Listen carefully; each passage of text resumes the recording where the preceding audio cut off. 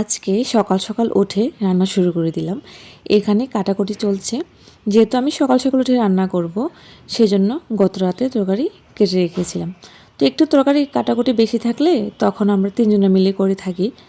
তো আমি খুব সকাল সকাল ঘুম থেকে উঠে রান্না করে চলে গেলাম রান্না করতে।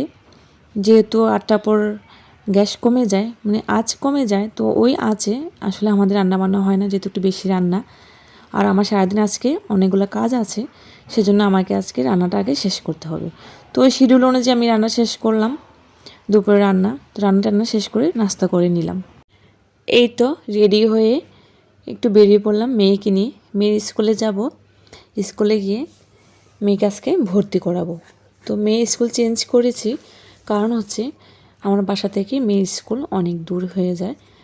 তো সেই কারণে আমার বাসার কাছে একটা স্কুলে ভর্তি করিয়েছি, সেটা হচ্ছে মডার্ন স্কুল। তো আজকে করিয়েছি।